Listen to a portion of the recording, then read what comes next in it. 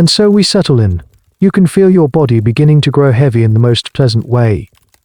In our time together tonight, there is nothing to examine, nothing to understand, only the gentle rhythm of a story of velvet and dust, of silken secrets.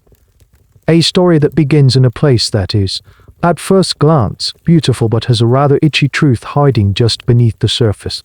Before we drift too far, if you feel a connection to this place, you're welcome to leave a quiet like or subscribe. Think of it not as a task, but as leaving a soft footprint in the sand before you continue your journey inward. And if you feel so inclined, you could even leave a comment letting you're listening from, and what time it is in your quiet corner of the world. It's a nice way to feel connected, even as we prepare to drift apart into sleep. Alright, let the shadows in your room grow long and soft. Maybe you can hear the faint sound of your own breathing, and together, let's allow the story to begin. The first thing you are aware of is the weight. Not the weight of your body, but the weight of the silence, which in this room is a texture all its own. It's a thick, expensive silence, woven from layers of damask wallpaper, heavy velvet curtains, and a thick orb-spun carpet that swallows every sound. You are lying in a bed that is more like a small architectural project than a piece of furniture, for carved mahogany posts reach for a canopy of embroidered silk high above you, and you are added in linen sheets so fine they feel like cool water against your skin. Slowly, your eyes drift open.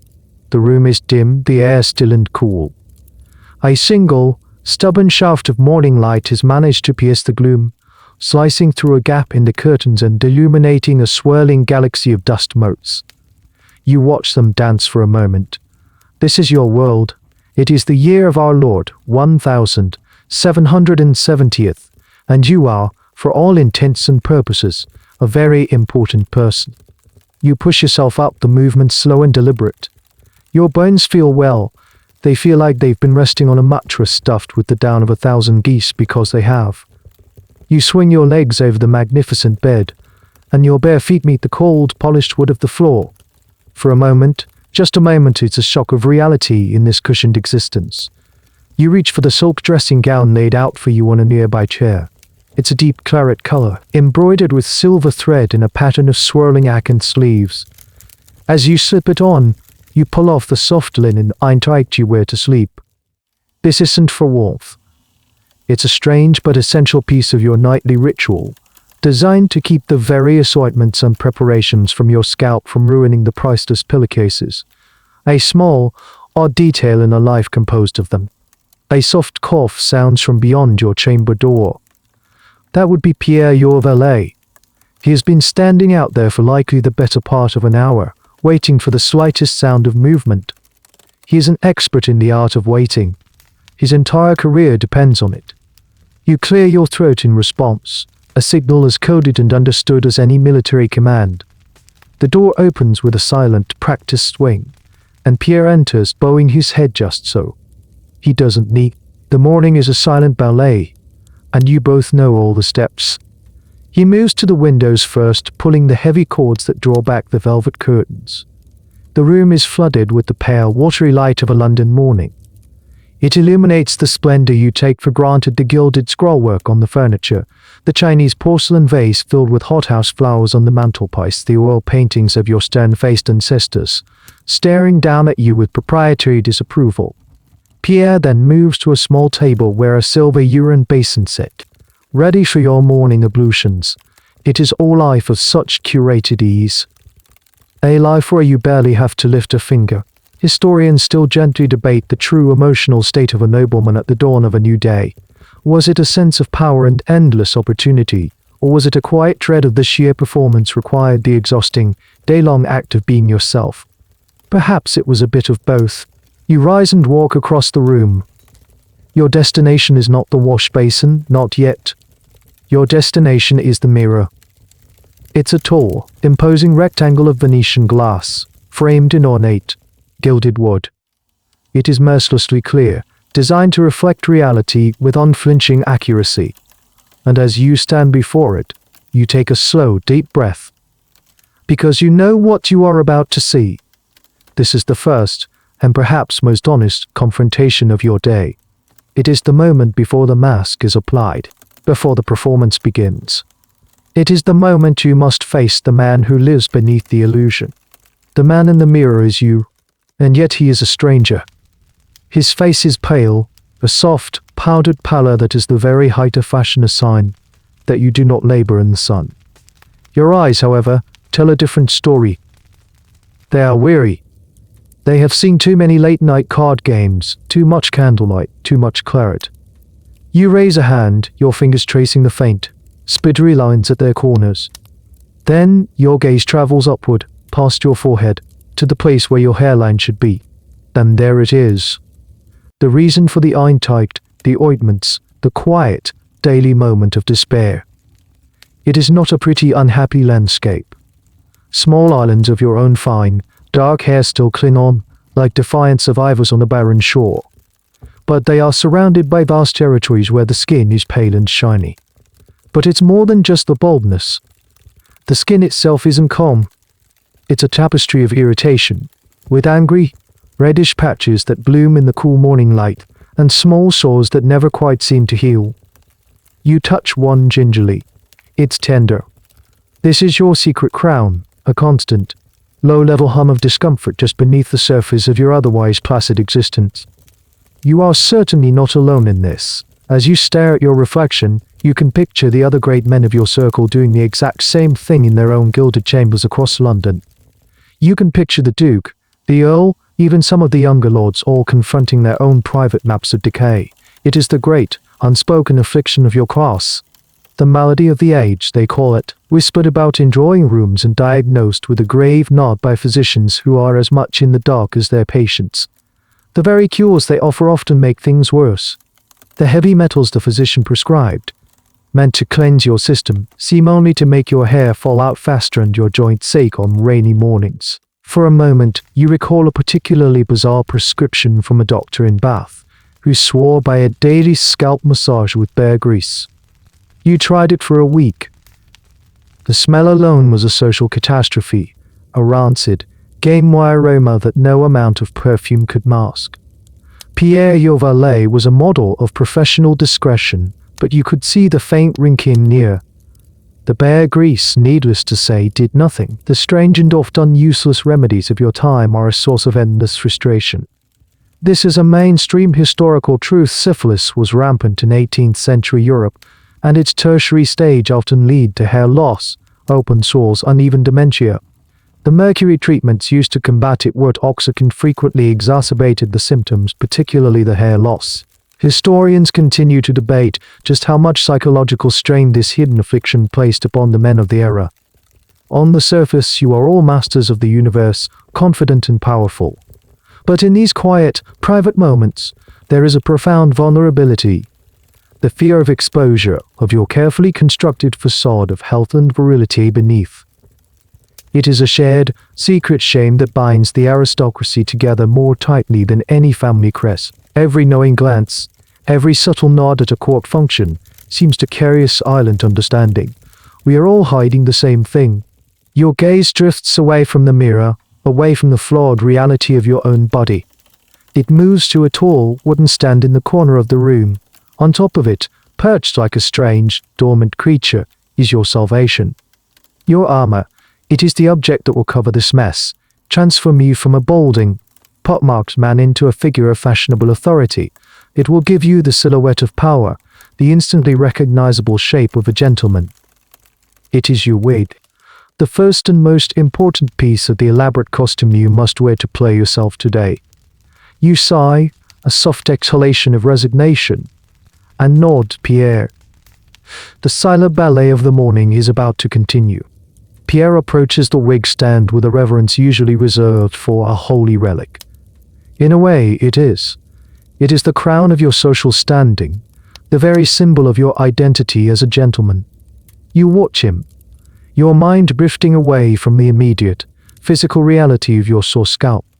You think about the sheer absurdity of it all. This heavy, unnatural object. This hairy helmet. Why? Why does every man of consequence in Europe willingly submit to this strange, uncomfortable ritual every single day? You've heard the stories, of course. Every gentleman has. They are whispered in the salons and taught by tutors. The whole peculiar fashion began, as so many things do, across the channel, in the glittering, perfumed halls of the French court.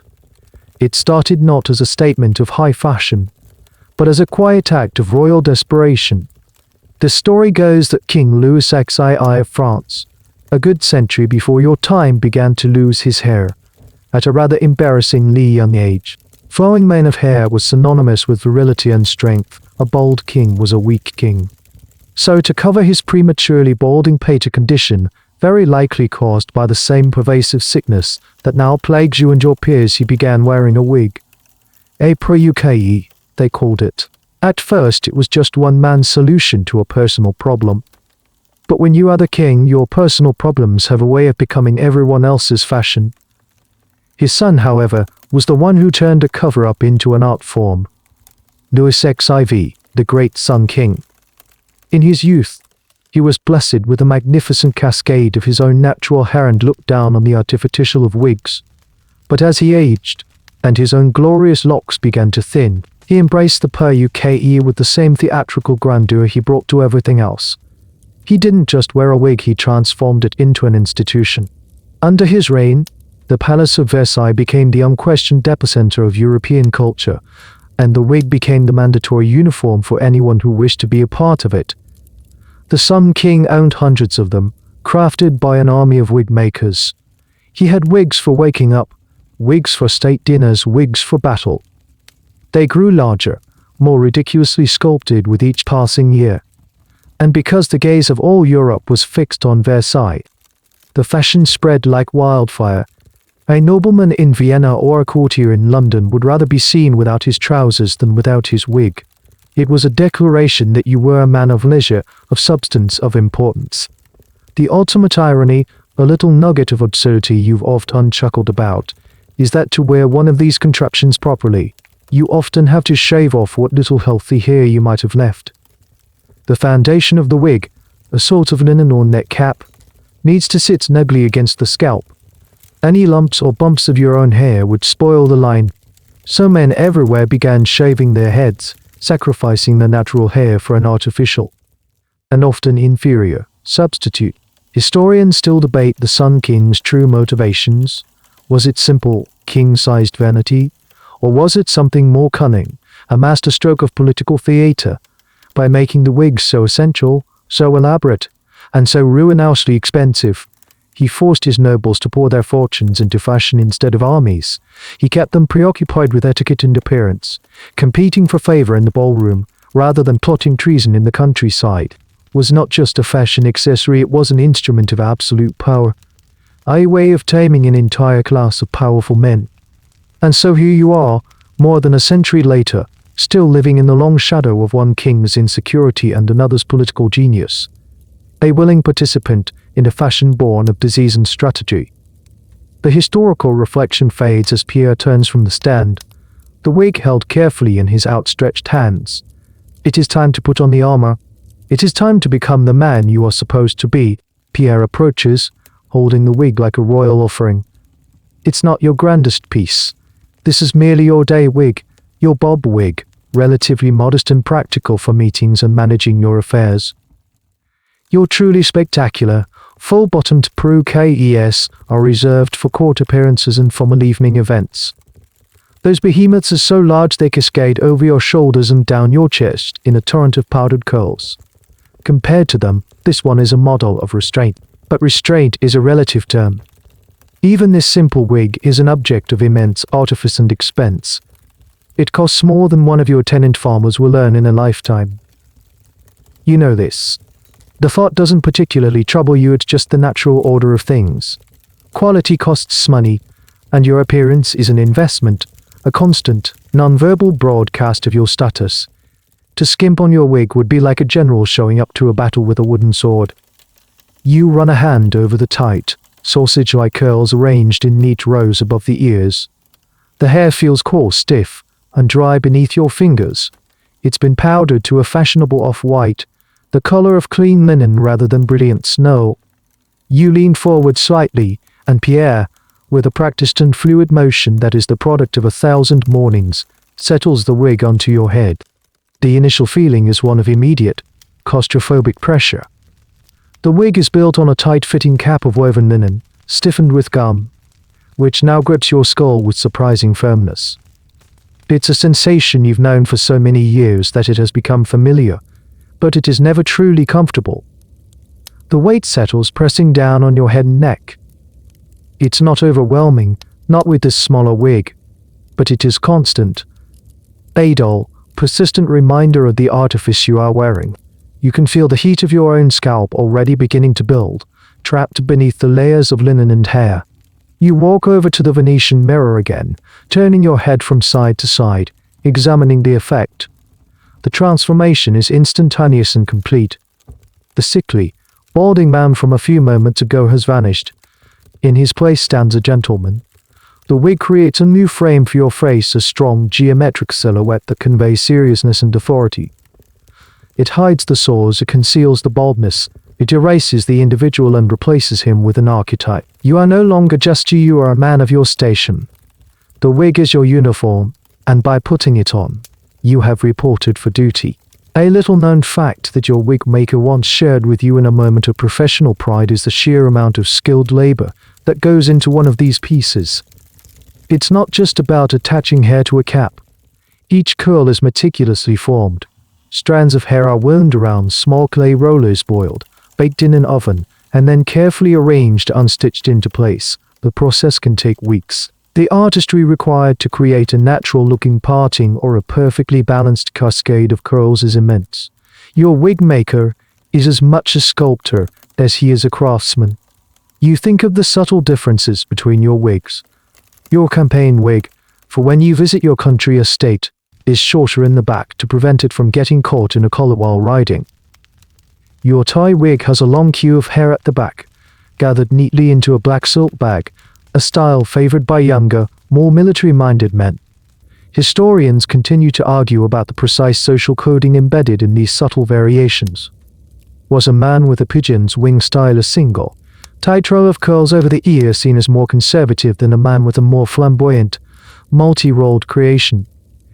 These were the tiny, unspoken signals by which you judged and were judged in your world.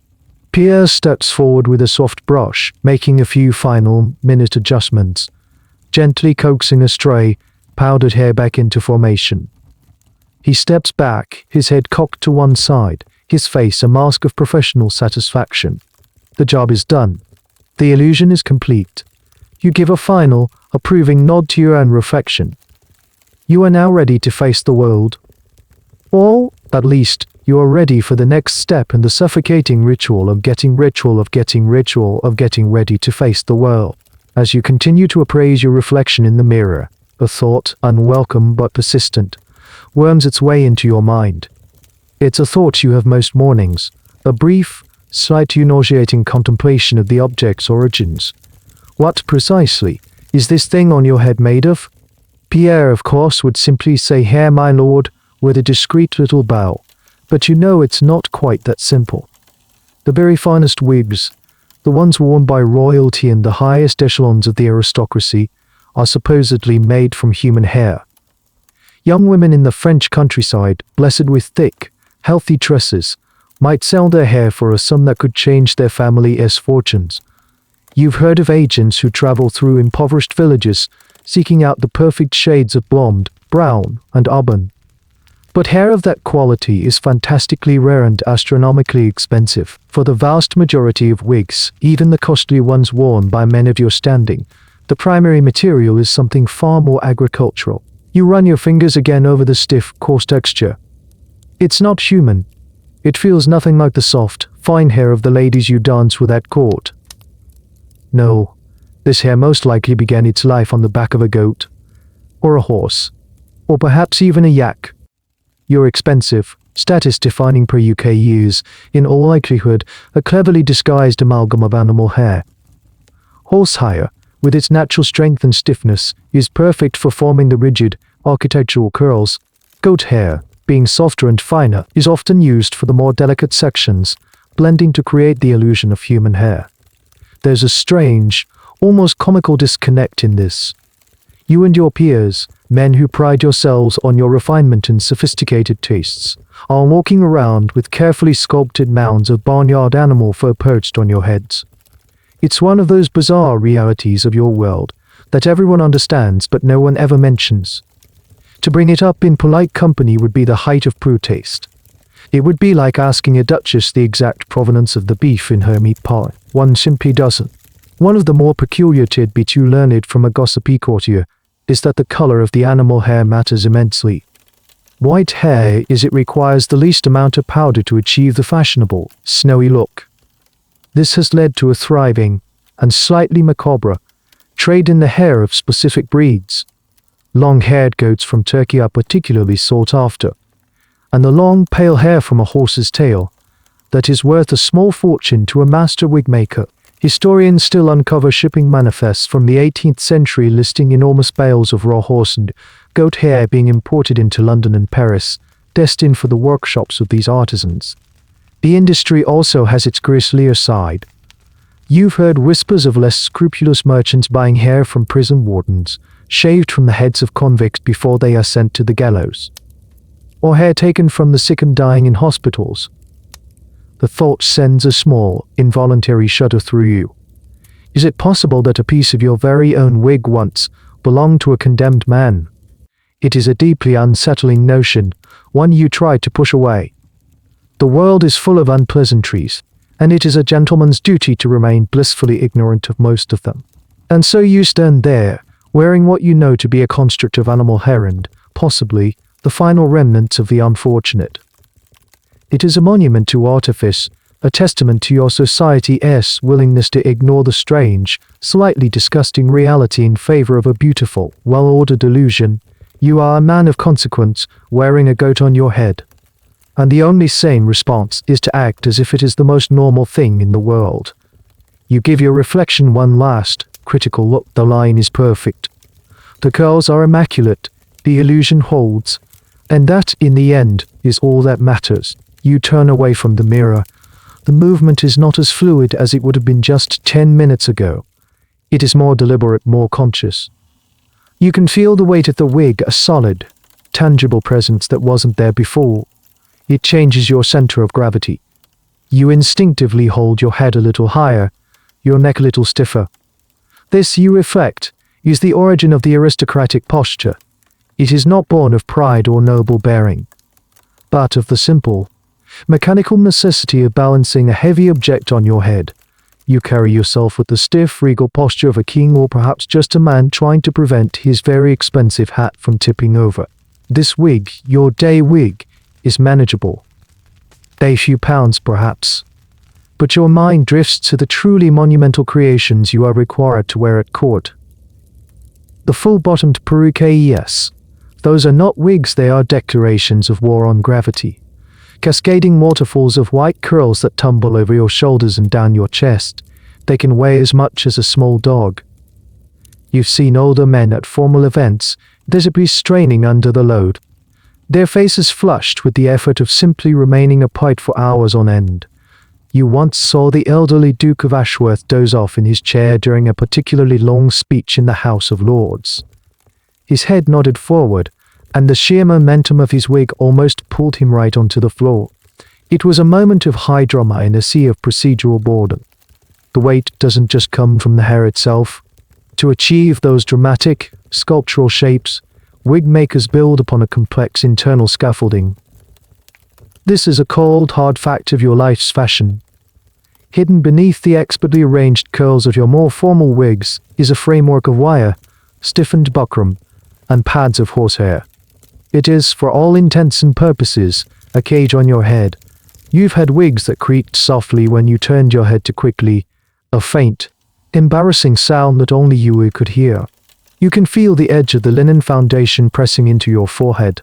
By the end of the day, it will leave a deep red mark, an imprint of your daily duty. You've often wondered about the long-term consequences of this.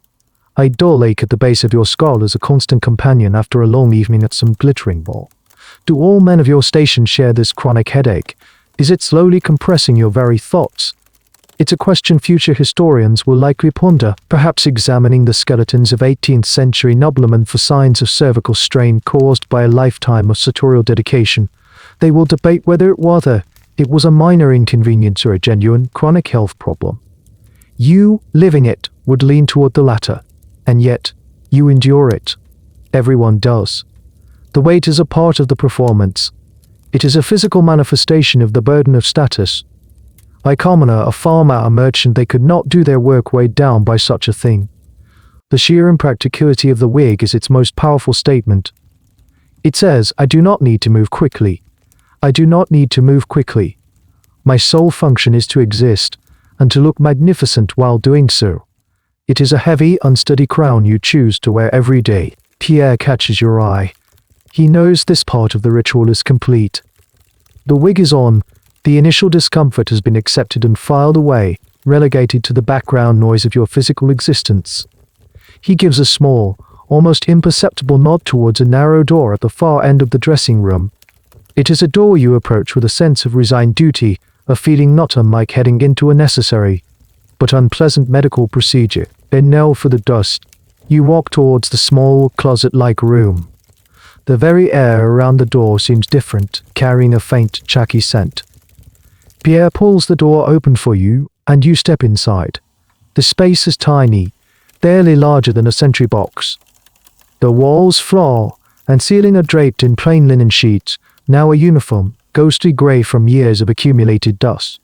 In the center of the room is a simple wooden stool. There is no mirror here. This is a place of function, not vanity. You take a seat on the stool. Pierre hands you a peculiar object. It's a cone made of paper or fine leather, with a small glass or mica window set into the front.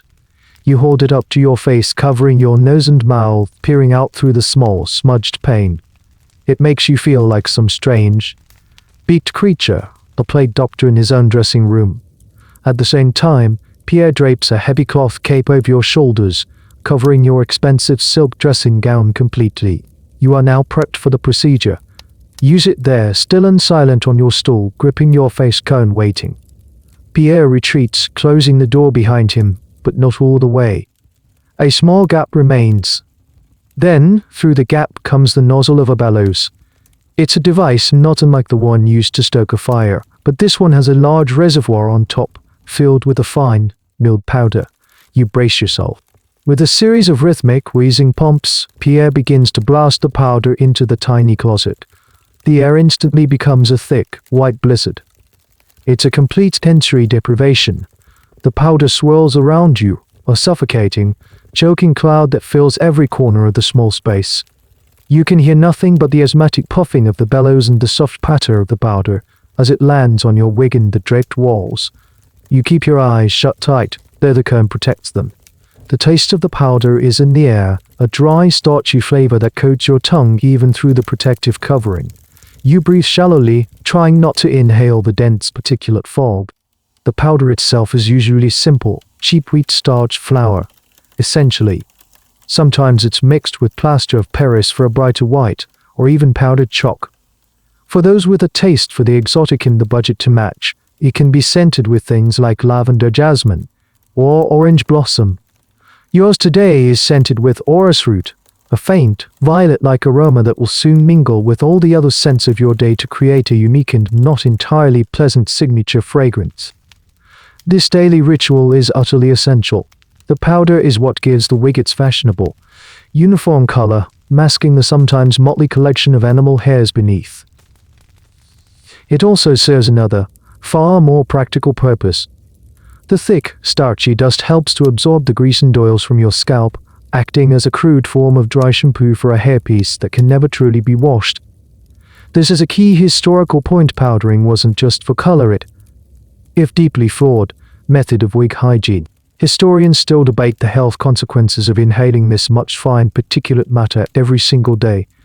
Did it lead to respiratory problems? Lung diseases? The term Miller's lung existed for a reason.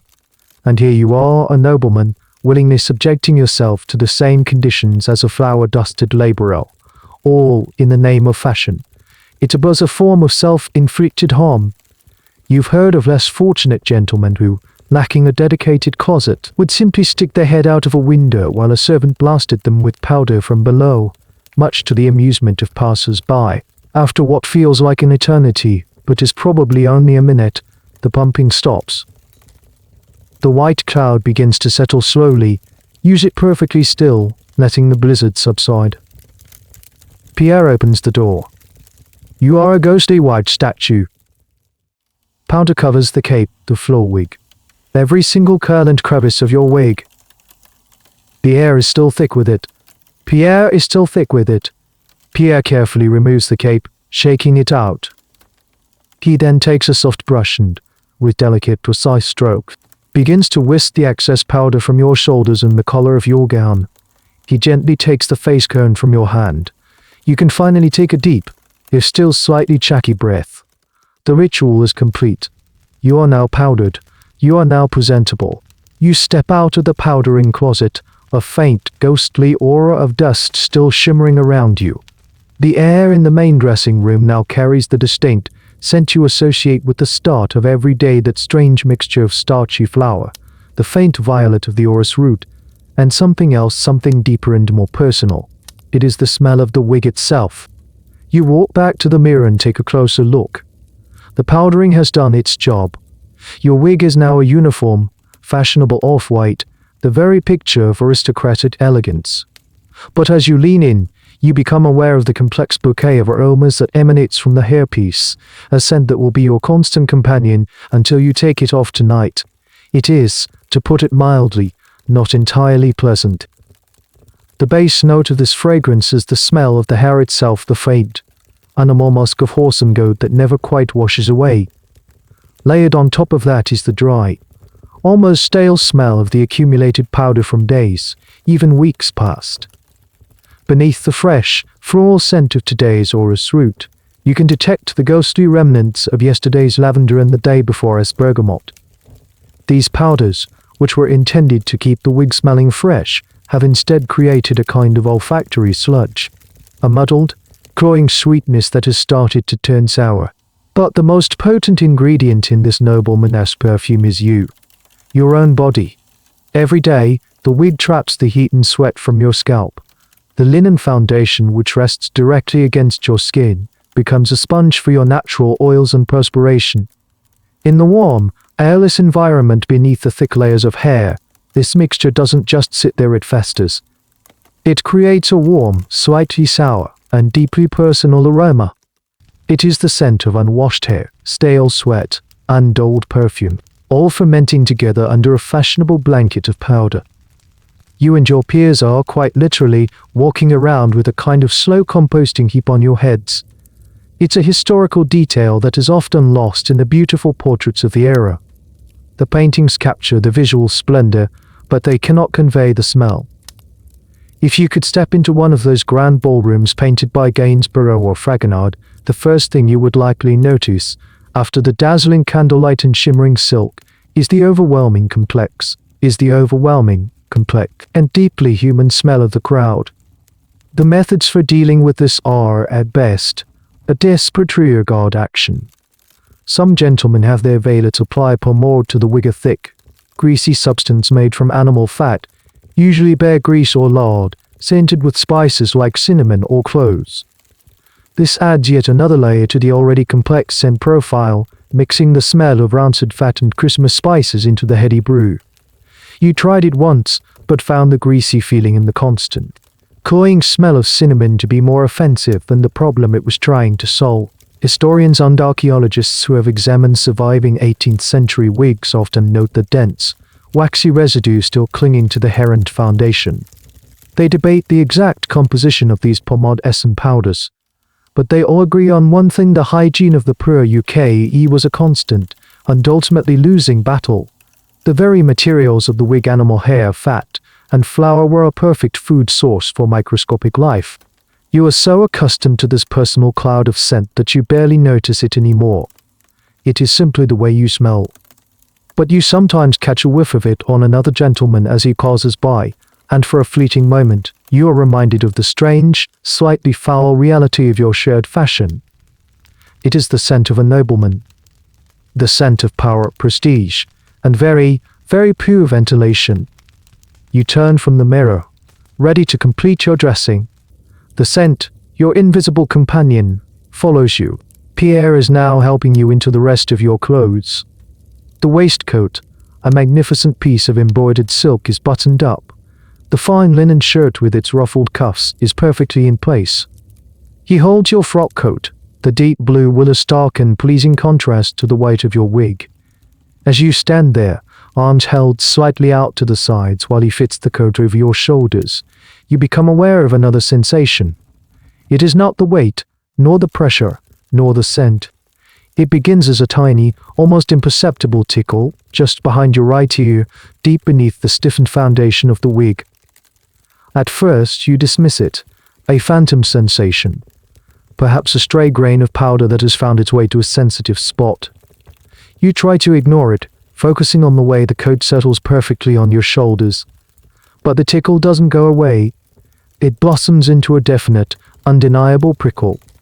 A sharp, specific, and utterly maddening point of irritation. And the worst part is, you can't scratch it.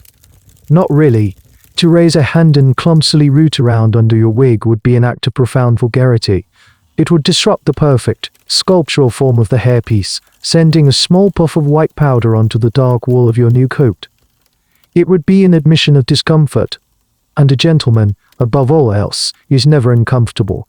He is a serene and placid being, untouched by such petty animal urges as the need to scratch and it. That is the theory.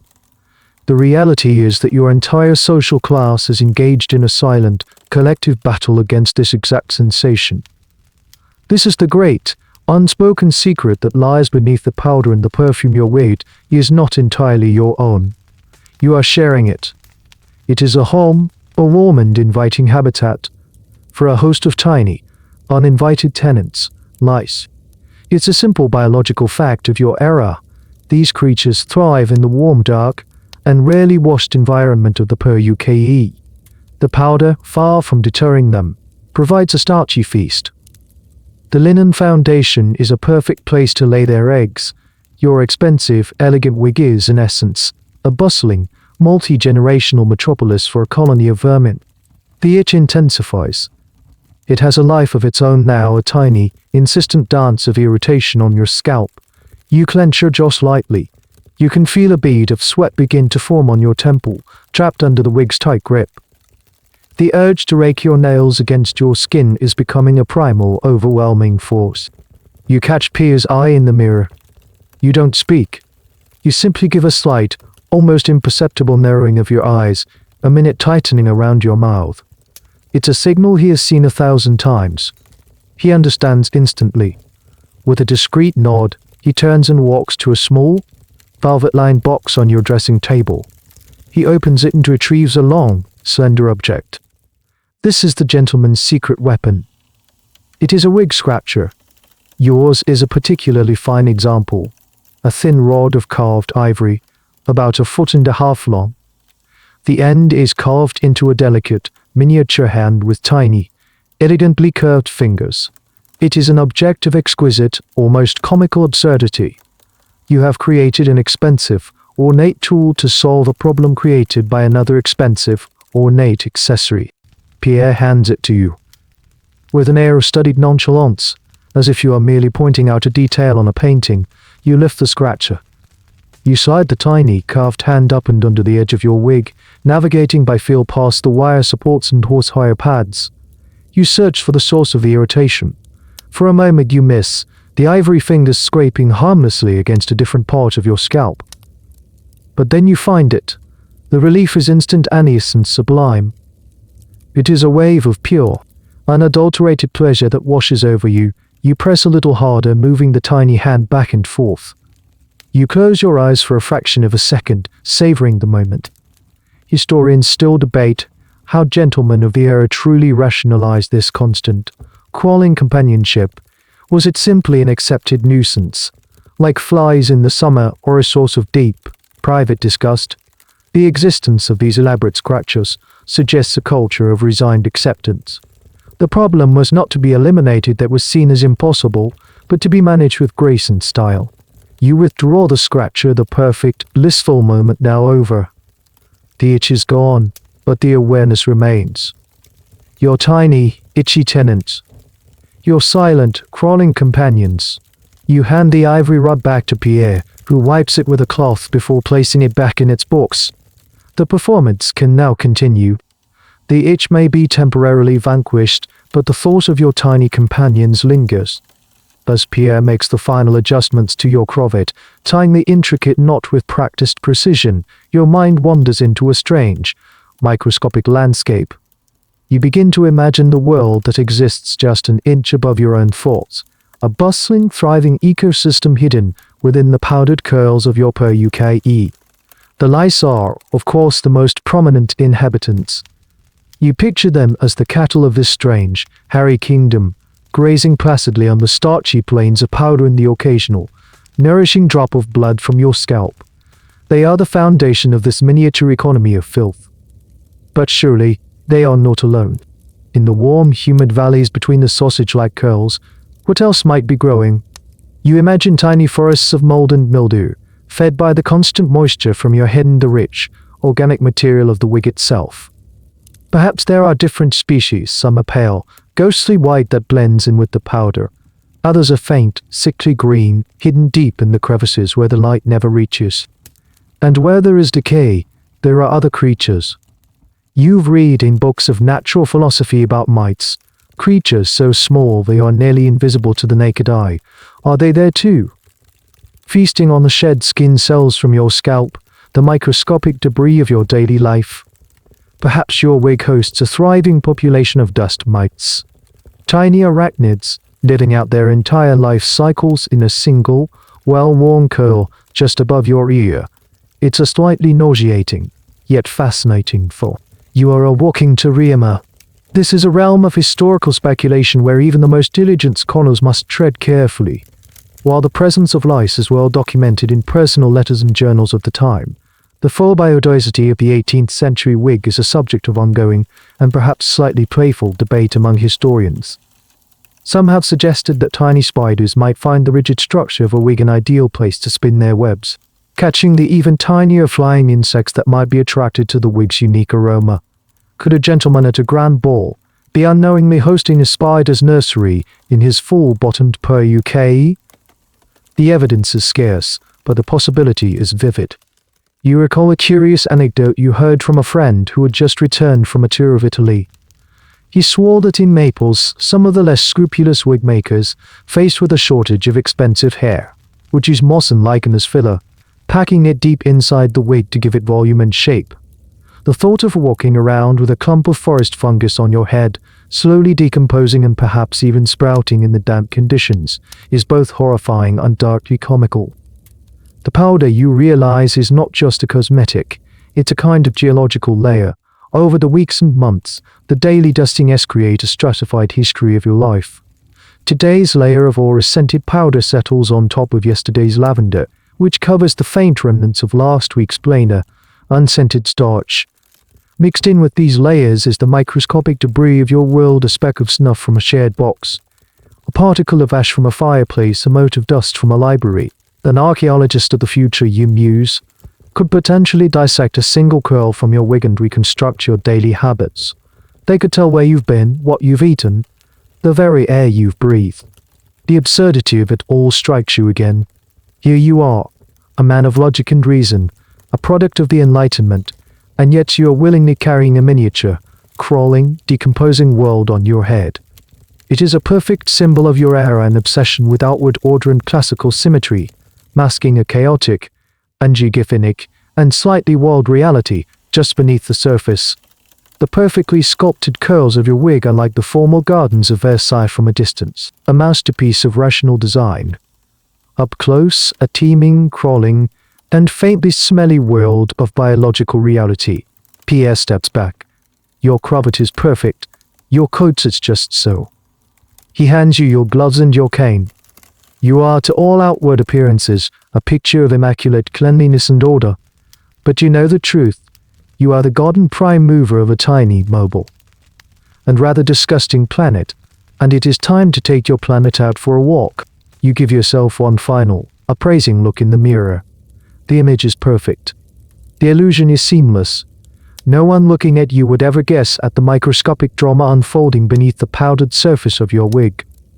This, of course, is the entire point, But it raises a practical question, one that occasionally surfaces in your mind, especially when the itching becomes particularly persistent. How does one clean such a thing? The simple and slightly alarming answer is that you don't. Not in the way you would clean a linen shirt or a pair of stockings. The idea of immersing this complex structure of hair, wire, and stiffened cloth into a basin of hot, soapy water is unthinkable. It would be an act of catastrophic destruction. The carefully baked and sculpted curls would collapse into a soggy, matted mess. The foundation would warp. The entire, expensive object would be ruined beyond repair. So instead of cleaning, you and your valet engage in a series of elaborate rituals of avoidance and disguise. The primary method, as you've already experienced this morning, is the powder.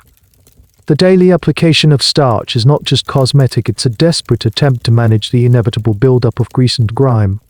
The powder acts as an absorbent, a primitive dry shampoo, soaking up the oils from your scalp and masking any discoloration in the hair.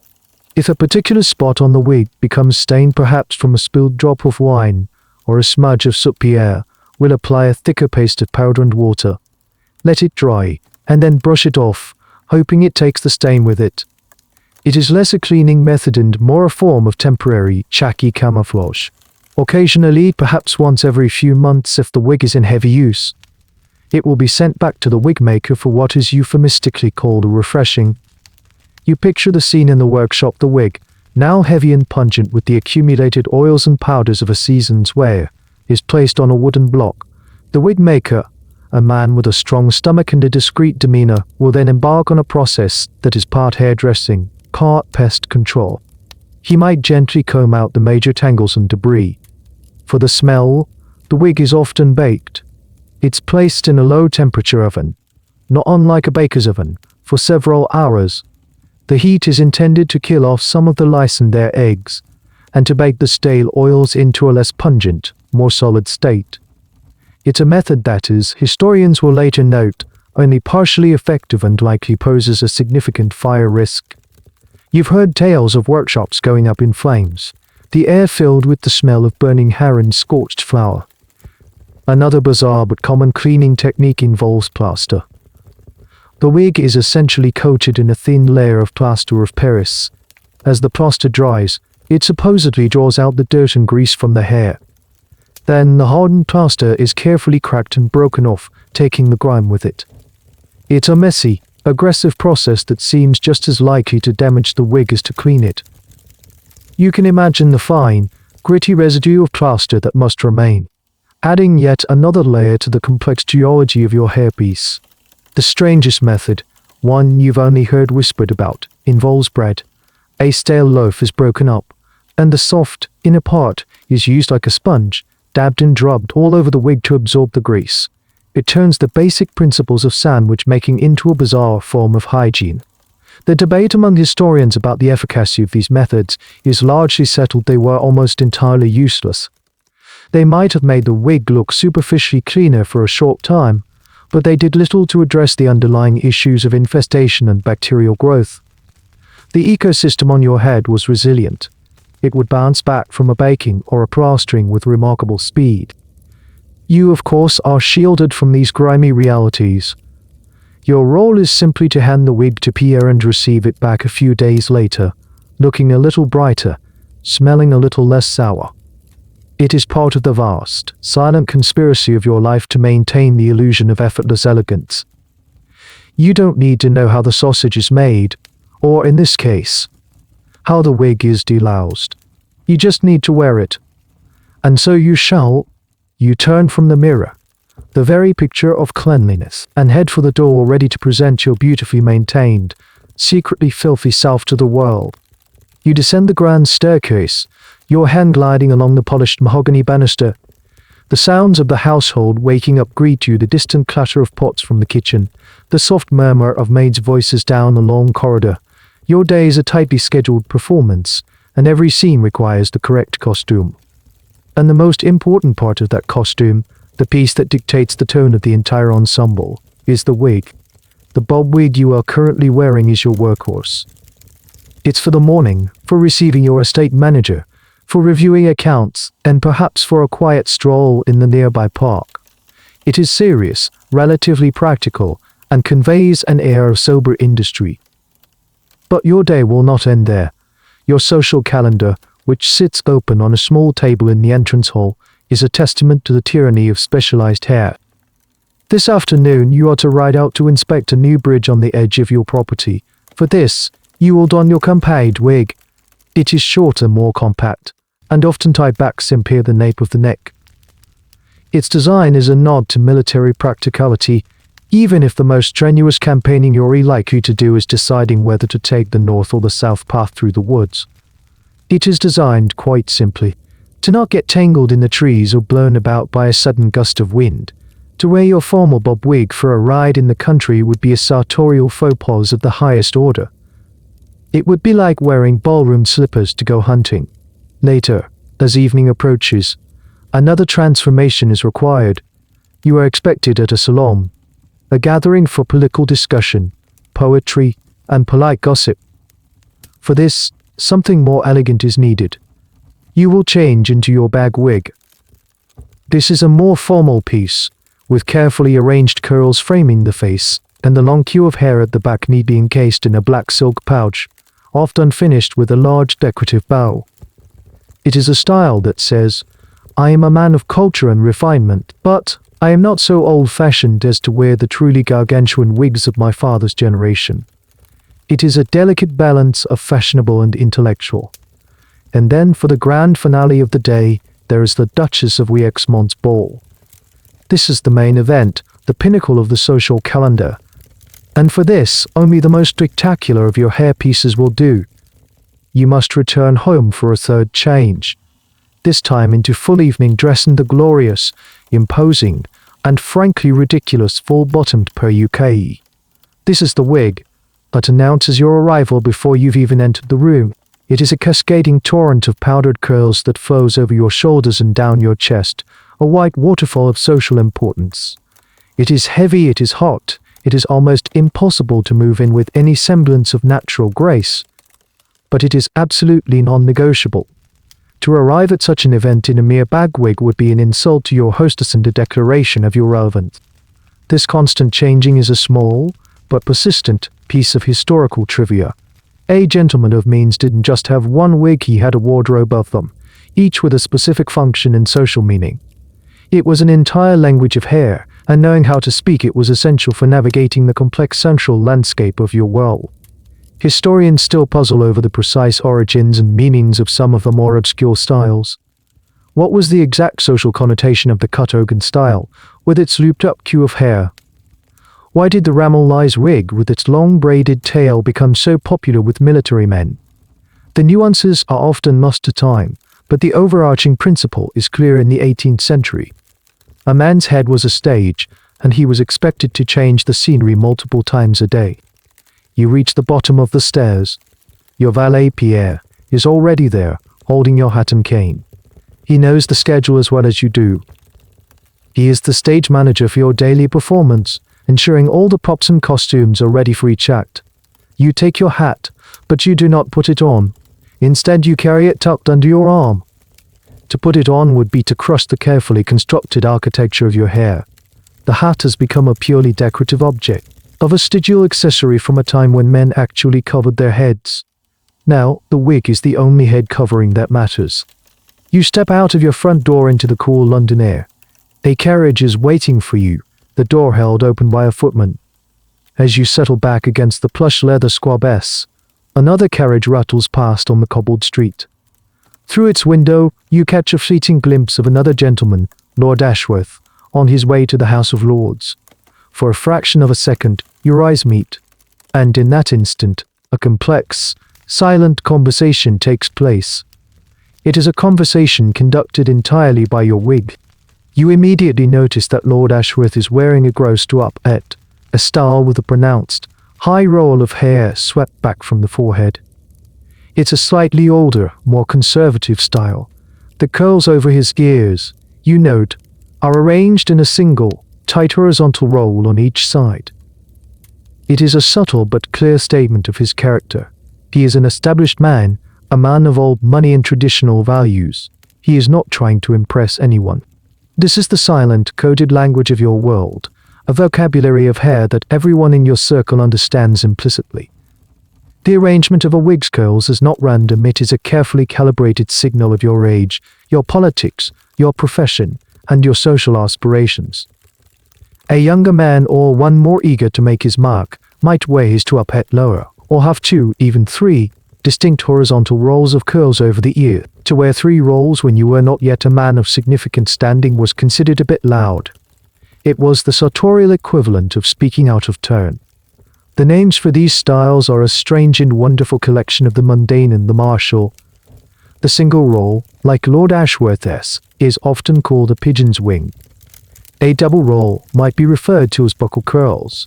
You've even heard a particularly flamboyant, almost overflowing arrangement of curls on a young poet described, with a snicker, as a drunken caterpillar. This is a fun, quirky little detail of the era, the almost bizarrely specific nomenclature for different hairdressing styles, some of which are now lost to history. Historians, of course, are still trying to compile a complete dictionary of this lost language. They debate the precise meaning and social implications of each variation. Was the Kodogun style, with its distinctive loop of hair in the back, exclusively for military men, or was it adopted by fashionable civilians as well? Did the height of the toupet at the front truly correlate with the wearer's political ambition, as some satirical cartoons of the day suggest? It was a fluid, ever-changing dialect, and while we understand the broad strokes, the specific grammar remains a subject of intense scholarly discussion. You think about your own wig, the sober bob you are currently wearing. Its curls are neat, but not ostentatiously so. Its ends a message of quiet competence. When you change into your bag wig for the sole one this evening, the message will shift. The bag wig has a softer, more romantic sweep of curls around the face, suggesting a man of artistic and intellectual sensibilities. And the full-bottomed per-UKE for the ball tonight. Its message is not subtle. Its dense, overwhelming cascade of curls screams power, wealth, and unshakable importance. It is a sledgehammer of a statement in a world of nuanced whispers. It's not just the curls either. The presence or absence of a cue, the very shade of the powder, it all contributes to the overall message. A greyish powder suggests an older, more serious man, while a brilliant white is the mark of a young buck heading to a party.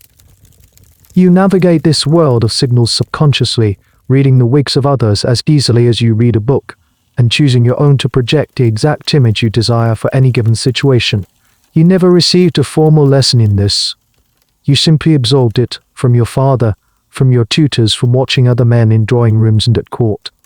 It is the mother tongue of your class, spoken not with the mouth, but with the head. The carriage slows to a halt. You have arrived at your first appointment. You have arrived at your first appointment. You have read, and been read. The silent conversation is over for now. You step out of the carriage and into the offices of your solicitor. The building is old, grand, and respectable, much like the law itself. But it was built in a different time, a time before men's heads suddenly grew a foot taller and several inches wider.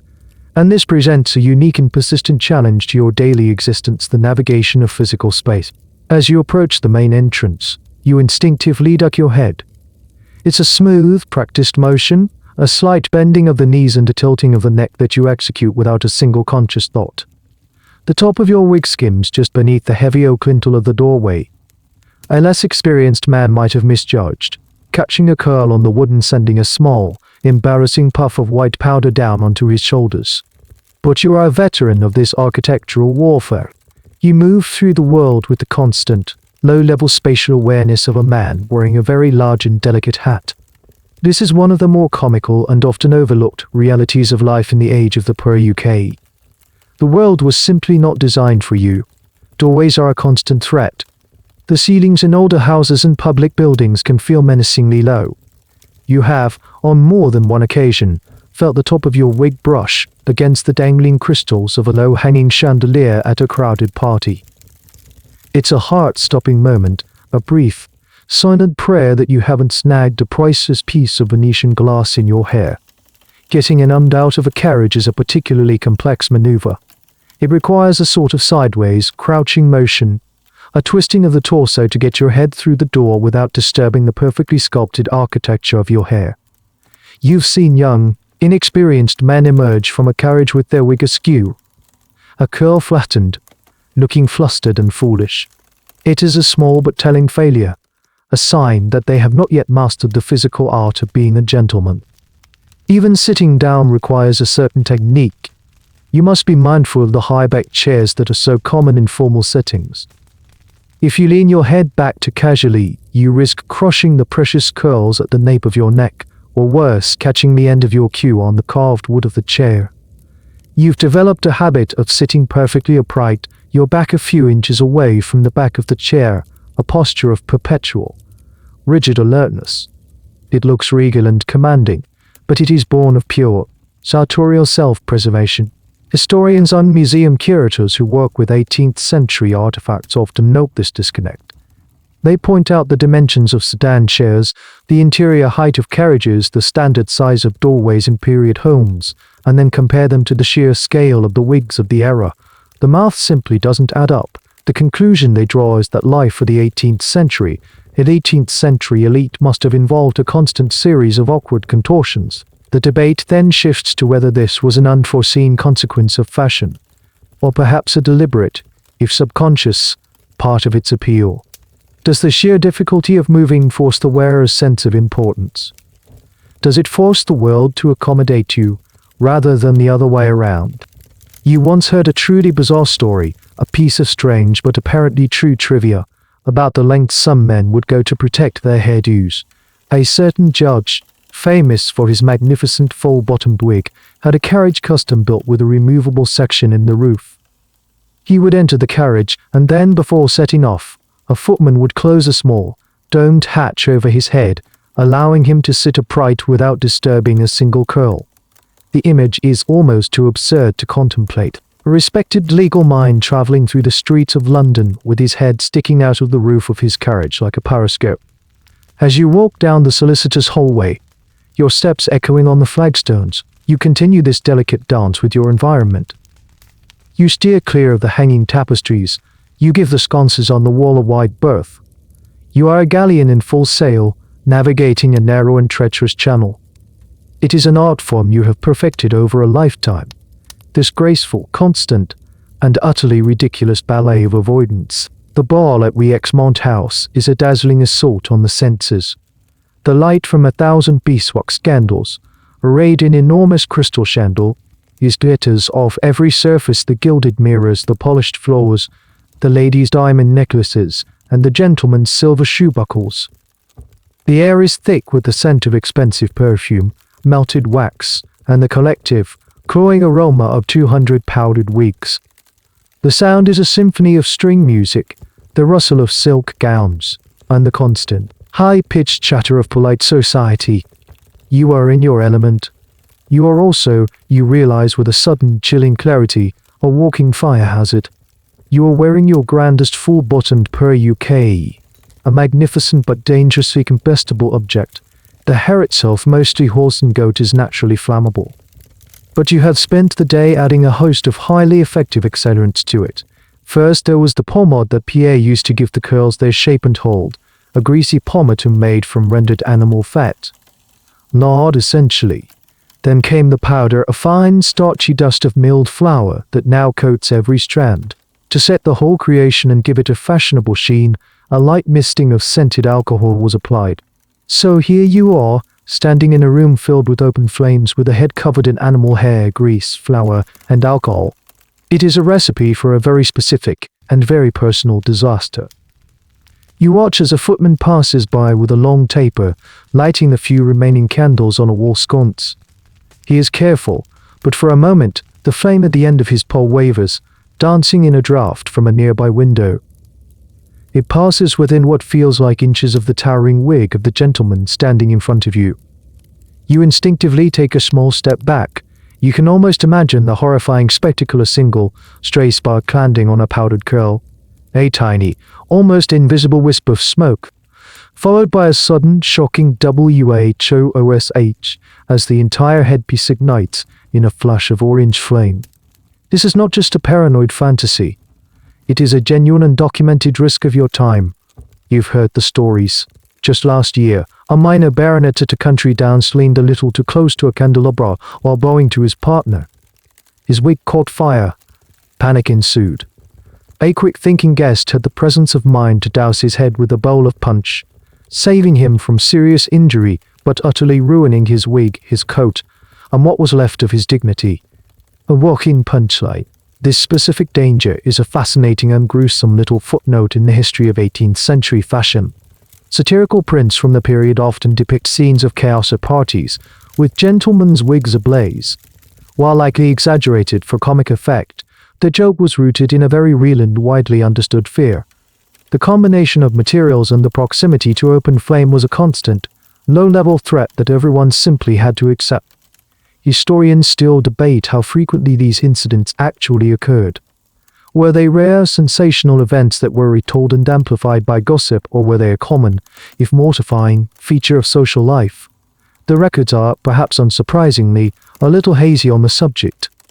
A gentleman who accidentally set his own head on fire was unlikely to record the event in his diary for posterity.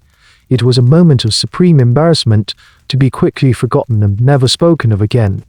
You take a glass of champagne from a passing servant and take a small sip, the cool liquid a pleasant contrast to the stifling heat of the ballroom.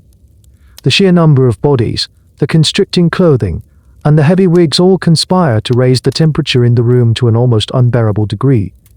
You can feel a trickle of sweat run down your temple from beneath the edge of your wig, tracing a path through the powder on your cheek. You scan the room, your eyes moving from one precarious candlelit situation to another. You see a lady with a towering hairstyle, interwoven with ribbons and feathers, stand directly beneath a dripping chandelier. You see a man gesticulating wildly as he tells a story, his powdered sleeve cuff coming dangerously close to a candle on a nearby table.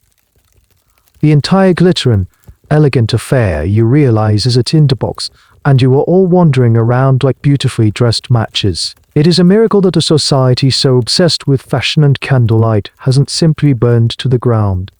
You take another sip of champagne and try to put the thought out of your mind. There is dancing to be done, and it is considered pure form to be visibly terrified of immolation. Your thoughts of fiery demise are interrupted by the sight of Monsieur Dubois, your wigmaker, standing discreetly near an archway. He is not here as a guest, of course. He is here as a technician, an emergency responder for the sartorial elite. He has a small bag with him, containing combs, powder, pins, and pomade, ready to repair any damage that might befall the delicate hair architecture of his most important clients throughout the evening. To have your wig maker on call at a major social event is another subtle but powerful display of status. Seeing him makes you think of his workshop, a place you have visited only a few times, but which left a lasting impression. It is a world away from this glittering ballroom, a place of strange tools, stranger smells, and meticulous, almost scientific, craftsmanship. It's located on a narrow, busy street, and the moment you step inside, you are hit by a unique wall of scent, the animal tang of raw hair, the chemical sharpness of dyes, the sweetness of boiling starch, and the faint, unsettling smell of singed hair from the ovens. The workshop is a chaotic yet ordered space. Wooden blocks, each carved into the shape of a human head and bearing an uncanny resemblance to one of Dubois's clients, are everywhere. They sit on shelves. They line the workbenches. They stare out from corners with blank, painted-on eyes. Some are bare, waiting for a new creation, while others are covered in wigs, in various states of construction or repair. It feels like you've walked into the dressing room for a bizarre puppet show. You recall watching Dubois at work. His hands, though stained with dyes and pastes, are remarkably nimble and precise. You saw him take a hank of coarse, grey horse-harand with a series of combs and cords, blend it with finer, softer goat hair until the two were indistinguishable. He worked with the focus of an alchemist, transforming base materials into something that passed for gold. The tools of his trade are fashionably specific. There are carding tools, which look like a pair of daub brushes for blending the hair. There are weaving frames, small looms on which the hair is knotted, strand by strand, onto a silk thread to create a weft. These wefts are then meticulously sewn onto the linen foundation. The most peculiar tools are the curling irons and clay rollers. You watched as a young apprentice wound dampened strands of hair around small clay pipes, secured them, and then placed the entire wig into a large hot oven. This baking process, he explained, is what sets the permanent, rigid curl that is the hallmark of your fashion. It's a strange culinary approach to hairdressing. One of the great secrets of the wig maker's craft, a detail Du Bois shared with you while measuring your head for a new per UK, is the art of the caul. This is the foundation of the wig, the cap that fits onto the head. The very best ones are made from a fine net, sometimes interwoven with silk ribbons, and are custom made to a client's specific head measurements. A well-made caul is the difference between a comfortable, secure wig and an itchy, unstable monstrosity. The level of tailoring involved is comparable to that of a fine suit of clothes. Historians who study the craft of wig making are often amazed by the sheer ingenuity and labor involved. They argue that master wig makers like Monsieur Du Bois were not just tradesmen, they were artists and engineers, solving complex structural problems to create objects that were both beautiful and, in their own way, functional.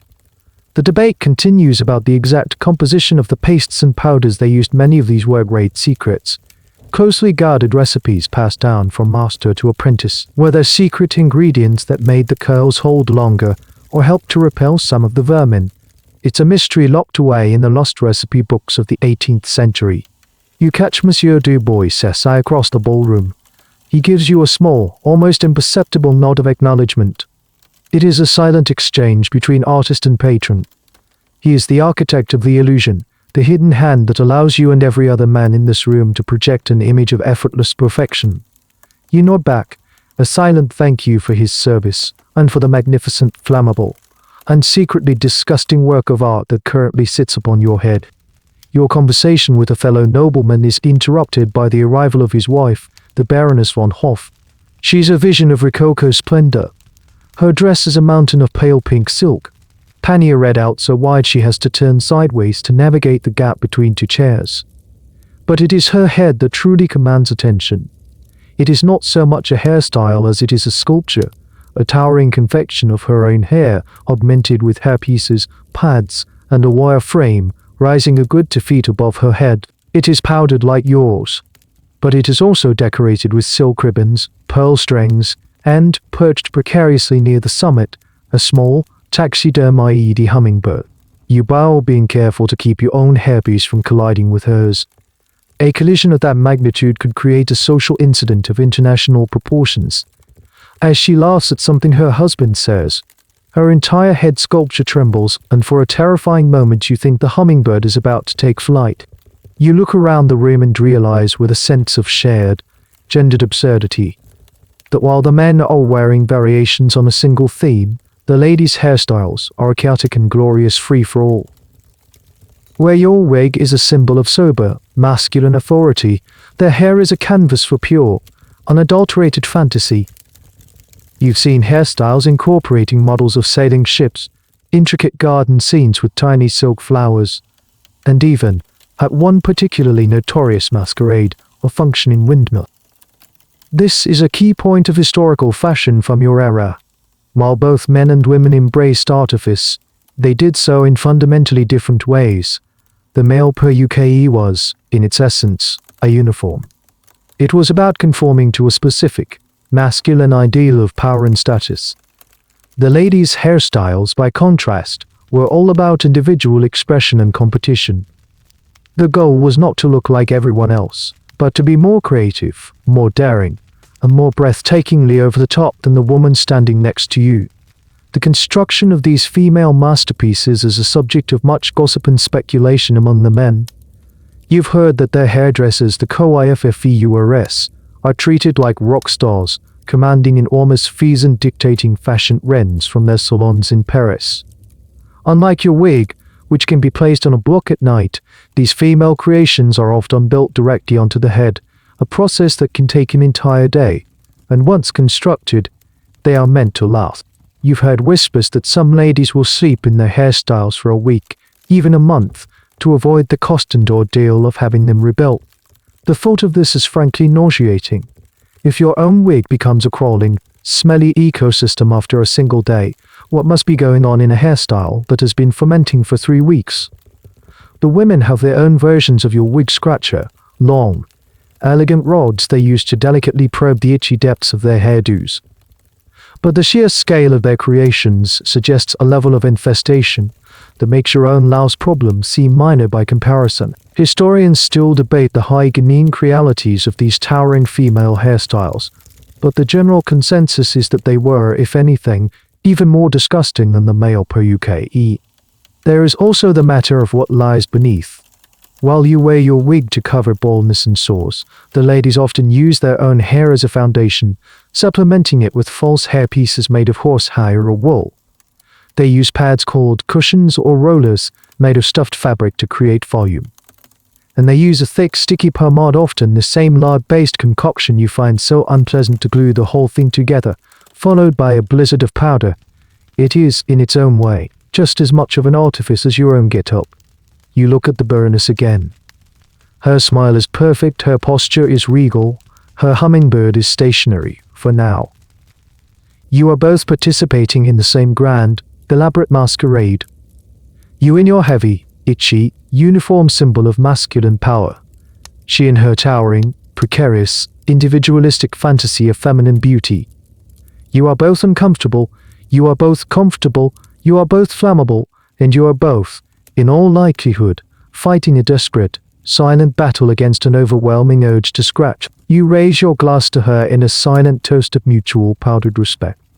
Later in the evening, you find yourself cornered by Sir Reginald Abernethy, a man whose primary hobby is the discussion of his own ailments. Tonight, the topic is his scalp. He leans in conspiratorially, his voice a wheezing whisper, the slightly sour scent of his wig washing over you. He complains of a persistent itch, a flaking of the skin, and a general sense of malaise he is convinced originates from his PUKE. My physician, he says, tapping the side of his nose, a most brilliant man, tells me it is an imbalance of the humors, an excess of black bile. You see, it rises to the head and stagnates.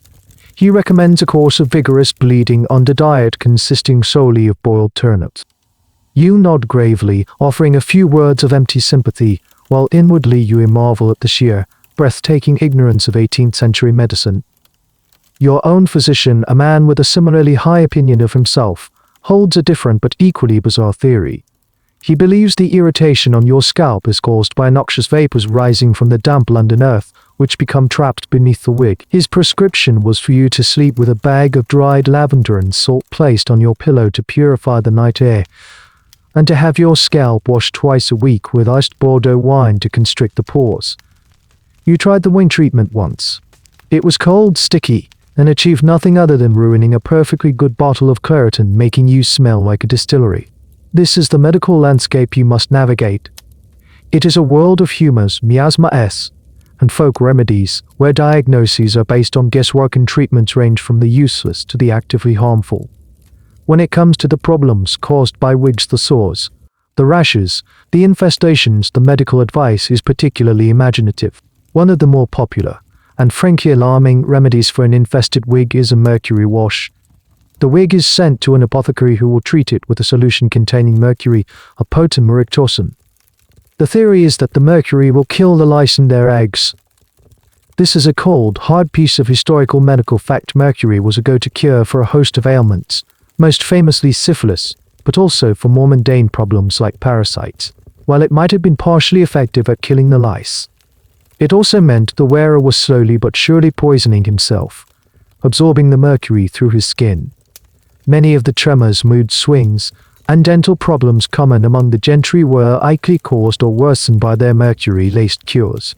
Historians and medical experts continue to debate the full extent of the damage caused by these 18th century cures. It's a chicken and egg scenario. Did the mercury treatments for syphilis cause the hair loss that necessitated the wig, which was then cleaned with more mercury, leading to a vicious cycle of self-poisoning? It's a grim but plausible theory. The level of casual, everyday exposure to toxic substances like lead in makeup and mercury in medicine was astonishing. You've also heard of less toxic, but equally strange prescriptions. A poultice of mashed garlic and onion applied to the scalp to draw out the heat. A rinse made from boiled tobacco leaves to kill the vermin. A pomade made with beeswax and rosemary, which, while smelling pleasant, likely just served to trap dirt and provide a more stable building material for the lice to construct their homes. You listen to Sir Reginald drone on about the specific virtues of turnips, and you realize that you are all just fumbling in the dark. The physicians, with their Latin phrases and grave expressions, are no more enlightened than a village herbalist. The truth is, no one understands the real cause of your afflictions. No one understands germs or bacteria or the simple principles of hygiene. And so you bleed yourselves, you poison yourselves, you poison yourselves. You rub yourselves with vegetables, and you pray that somehow one of these shots in the dark will hit the mark.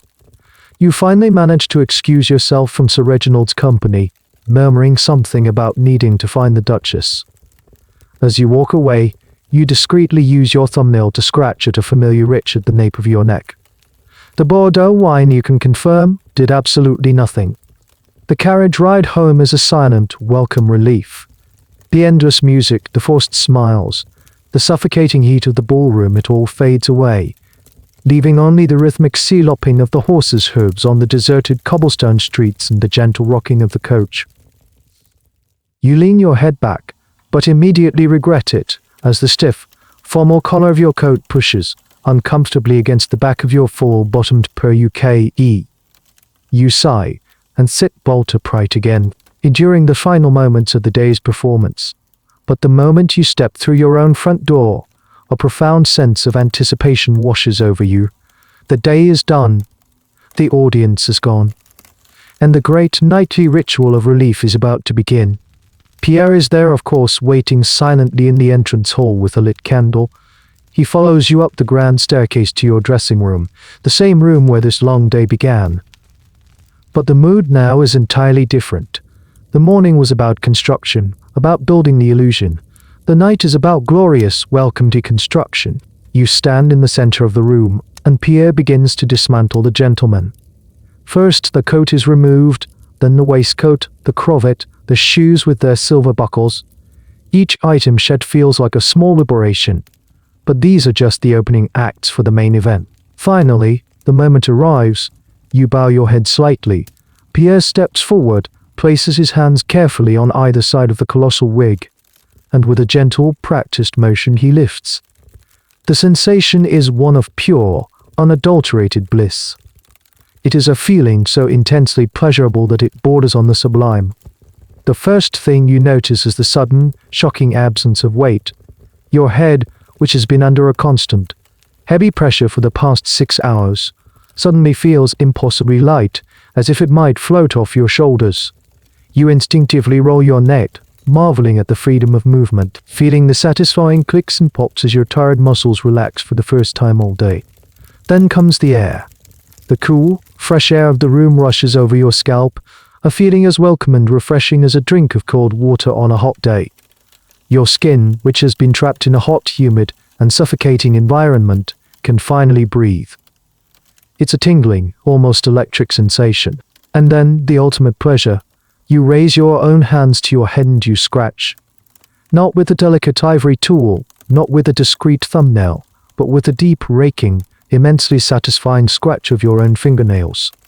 You scratch behind your ears, at the nape of your neck, over the crown of your head, chasing away the ghosts of 100 tiny itches that have tormented you throughout the evening.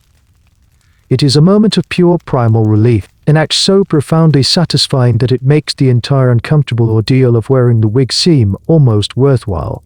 This nightly release is a small, but deeply significant, part of the 18th century male experience, but is rarely recorded in the history books. While journals and letters might mention the grand events of the day, they seldom dwell on these small, intensely physical moments of private life. Yet, for you and your peers, this daily cycle of constriction and release, of public performance and private relief, is the very rhythm of your existence. Historians who focus on the history of the body and sensory experiences argue that to truly understand an era, we must try to imagine these simple physical realities. They debate, did this daily ritual create a heightened awareness of one's own body? Did the moment of removing the wig provide a psychological release, as well as a physical one? A moment of stripping away the public persona and becoming, simply, a man in his room? You sigh a long, contented exhalation of air as you continue to massage your liberated scalp. The red mark from the wig's foundation is already visible on your forehead, a temporary stigma from your service to fashion. Pierre, meanwhile, has taken the magnificent hairpiece and is preparing it for its nightly rest. The performance is over, the armor is off, and for a few blessed hours you are free. You sink into a comfortable armchair, clad now in your soft silk dressing gown, the same one you wore this morning. It feels like a lifetime ago. Across the room, Pierre is tending to the wig. He doesn't just toss it in a corner. The object is far too valuable and delicate for that. Instead, it has its own piece of furniture, its own place of honor in the room, the wig stand. The stand is a simple, elegant piece of mahogany, a single-turned pedestal rising from a stable base. At the top is a smooth, featureless, egg-shaped block, perfectly sized to mimic a human head. With the same reverence he showed this morning, Pierre carefully places the perruque onto the block, and in that moment, the wig undergoes a strange transformation. Detached from you, it ceases to be a part of a living, moving person and becomes something else entirely. It becomes a sculpture, an object, and a slightly eerie one at that. In the flickering candlelight of the dressing room, it seems to have a life of its own. The long, powdered curls cast strange, twisting shadows on the wall. The empty space where your face should be is a dark, unsettling void. It looks like a disembodied head, a silent sentinel standing watch over the room while you sleep. You've always found it a bit unsettling. Some nights you've woken from a dream and in the dim moonlight filtering through the window, your half-asleep mind has mistaken the wig on its stand for a person standing in the corner of your room. It's a heart-stopping moment of pure, irrational fear, followed by a sheepish, relieved sigh as you remember what it is. It's just the creature on the stand, your other self. This practice of placing the wig on a stand at night was universal. These stands were a standard piece of bedroom furniture for any gentleman of means. Some were simple, like yours, but others were more elaborate, with built-in drawers for storing powdering equipment or the precious ivory scratcher. Archaeologists and antique collectors still find these stands, sometimes with the original head block still intact. They are curious, evocative objects that speak to a completely vanished way of life. The stand served a practical purpose, of course. It allowed the wig to air out, to release some of the heat and moisture it had accumulated throughout the day. It also helped to preserve the shape of the carefully constructed curls, preventing them from being crushed or flattened while you slept. Pierre now takes a soft brush and gently whisks away any loose powder or debris from the day's wear, a final, small act of maintenance before leaving the object to its nightly repose. Historians often debate the psychological effect of this nightly ritual. What did it mean for a man to physically remove his public persona, to place it on a stand, and to look at it as a separate object? Did it create a sense of detachment, a feeling that the bewigged gentleman who attended court and parliament was a role, a character, and that the real you was this man in the dressing gown with the sore scalp? Did it reinforce the idea of life as a performance, with its costumes and its props? You stare at the wig now, sitting there in the semi-darkness. It looks alien, absurd.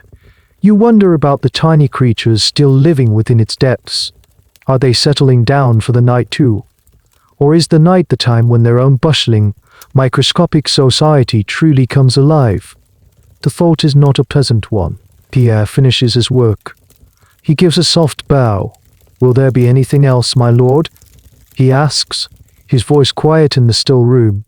You shake your head, and he retreats, closing the door softly behind him. You are finally alone. Alone with your thoughts, your tired body, and that strange, silent effigy of yourself in the corner. You look at it one last time. That heavy, itchy, magnificent, and disgusting object. That was you today. You blow out the candle on the table beside you, and the room, and the creature on the stand are plunged into darkness. The next few years seem to pass in a blur of powdered wigs and polite society. The seasons change, the political winds shift, but the daily ritual of the per you remains a constant, immutable fact of your life. But then, slowly, almost imperceptibly at first, you begin to notice a change in the air. It's a subtle shift, a new idea taking root, a whisper of revolution that has nothing to do with parliaments or kings, but with something far more personal here. It begins, as so many new and alarming things do, with the young. You start to see them at the theatre, in the coffee houses, young men of fashion, sons of dukes and earls, who are wearing their wigs differently. They are smaller, less formal. The powder is applied more sparingly, sometimes not at all, revealing the natural color of the hair beneath. The queues at the back are worn longer, tied with a simple black ribbon, a style they call the queue de renard, the fox's tail, almost military air to it that makes your own carefully constructed bob wig feel suddenly fussy and old-fashioned. Then comes a more radical step. You see a young poet, a man notorious for his radical politics and even more radical verses, strolling through street. James S. Spark with no wig at all. His own natural, unpowdered hair. It is cotton-styled, of course, brushed back from his face and tied neatly at the nape of his neck, but it is unmistakably his. The sight is, at first, shocking. It feels indecent, like seeing a man in his shirt sleeves at a formal dinner. Provocative rejection of the established order. This was the beginning of the end for the aristocratic wig. The late 18th century was a period of immense social and political upheaval, and these new hairstyles were a clear and visible symbol of that change. The American Revolution, with its ideals of rustic, republican simplicity, had a profound impact on European fashion. Men like Benjamin Franklin, who appeared at the French court with his own thinning, unpowdered hair, became unlikely sign of honesty, of a man who had no need for aristocratic artifice. The French Revolution, of course, was the final, decisive blow. Suddenly, the powdered wig was no longer just a fashion accessory, it was a political statement. It was the symbol of the old regime, of aristocratic excess, of everything the revolution was fighting against. To wear a powdered wig in the streets of Paris in the 1792 was not just unfashionable, it was suicidal. It was like wearing a target. The guillotine made short, sharp work of the fashion. This is a fascinating aspect of history, how quickly a symbol of power can become a symbol of obsolescence and danger.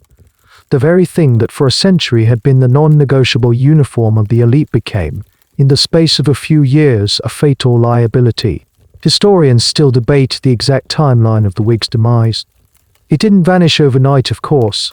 In the hallowed, conservative halls of the British Parliament and the law courts, older men would cling to their wigs for decades to come, the tradition slowly ossifying from a fashion into a ceremonial uniform. But out in the wider world, on the streets and in the drawing rooms, the change was swift and dramatic. A new masculine ideal was emerging, the natural man, the romantic hero, whose own wind-tossed hair was a sign of his passionate, authentic soul. You, caught in the middle of this transition, feel a sense of confusion and unease. You look at the young men with their natural hair, and part of you feels a flicker of envy for their freedom, for the simple comfort of it. Another part of you feels a sense of disapproval, a distaste for their rejection of the traditions that have structured your entire life. Your wig, once a source of unquestioned pride, now feels precarious. It is starting to feel less like a crown and more like a costume from a play that is about to close. The winds of change are not just philosophical, they soon hit you in a far more tangible and annoying place, your wallet. One morning, as you are going through your accounts with your steward, he brings a piece of news that is both infuriating and, in its own way, deeply symbolic. The government, under the leadership of Prime Minister William Pitt, has introduced a new tax. It is not a tax on land or carriages or windows. It is a tax on hair powder. Your first reaction is disbelief, followed by a surge of indignant rage. A tax on powder. It is the most absurd, intrusive, and downright vulgar piece of legislation you have ever heard of. The government, in its insatiable need for funds to finance the endless wars with revolutionary France, has decided to weaponize fashion. They are targeting the very symbol of your class. The law is as simple as it is insulting. Anyone wishing to use hair powder must purchase an annual certificate, for the not insignificant sum of 1 guinea. A guinea for the right to dust your own head with flour. To enforce this, a list of all certificate holders in each parish is to be publicly displayed. Those caught using powder without a certificate face a hefty fine. Suddenly your quiet, private morning ritual in the powdering closet has become a public, taxable, and politically charged act. This peculiar tax, introduced in 1795, is a wonderful, quirky little fact of history. It was intended both as a revenue raiser and as a political statement, a move to discourage what was seen as a wasteful and aristocratic luxury during a time of war and austerity. It was, in essence, a tax on being a gentleman of the old school. The reaction among your peers is a storm of outrage and defiance. To pay the tax is to capitulate to this upstart government. To not pay it is to abandon the very appearance of your station. For many, the decision is a matter of fierce political principle. They declare they will gladly pay the guinea as a badge of honor, a public declaration of their loyalty to the old ways, a symbolic fist shaken in the face of this modern, grasping government. They will powder their wigs with patriotic fervor. But for many others the tax is the final straw. The wig was already starting to feel old-fashioned. It was hot, it was itchy, and now on top of all that, it is taxed. The combination of changing styles and financial penalty is enough to make them abandon the habit altogether. The tax intended to raise revenue from a luxury instead had the unintended consequence of killing the luxury itself. It massively accelerated the decline of the powdered wig. Historians still debate the true impact of the hair powder tax. Some argue it was a brilliant piece of social engineering, a fiscal policy that effectively ended a century-long fashion. Others claim it was merely the final nail in a coffin that was already being built, a nudge to a trend that was already well underway. Either way, its effect was undeniable. The number of people paying the tax plummeted year as more and more men gave up the ghost and embraced their natural hair. You are faced with a choice. Do you pay the guinea and continue the ritual, an act of defiance against the changing times? Or do you bow to the inevitable, save your money, and face the world with a naked head for the first time in your adult life? You look at your wig sitting on its stand. It seems to be asking you the same question. The choice is not just about fashion. It feels much, much bigger than that. It is about who you are, and who you are, and who you are prepared to be in this strange, new, unpowdered world. The decision, in the end, is made for you not by politics or taxes, but by a simple, human moment of social embarrassment. You are at your London club, a place that has always been a bastion of tradition, a safe harbour of old manners and full-bottomed wigs. But as you look around the familiar, wood-panelled reading room, you realise with a jolt that you are in the minority. More than half the men in the room, even some of the older, more conservative members, are not wearing wigs. They are sporting what the young people are calling the Brutus hairstyle, a short, vaguely Roman-looking cut, with their own hair brushed forward. It is meant to evoke the classical virtues of the Roman Republic's simplicity, manmind's liberty. To your eye, it just looks unfinished. But it is undeniably the prevailing fashion. They look comfortable. They look modern. And you, in your perfectly powdered, impeccably curled bob wig, suddenly feel like a relic. You feel like a man who has shown up to a funeral in a jester's costume. The final crushing blow comes when a young lord, the son of a man you've known for decades, greets you with a cheerful, "Good day, sir," but his eyes, for just a fraction of a second, flicker towards your wig with an unmistakable expression of bemused pity. It is the look one gives to a cherished, but hopelessly out-of-date piece of furniture. In that fleeting glance, you see the future, and you are not in it. That evening, you tell Pierre not to prepare the wig for the following morning. The words feel strange in your mouth, like speaking a foreign language.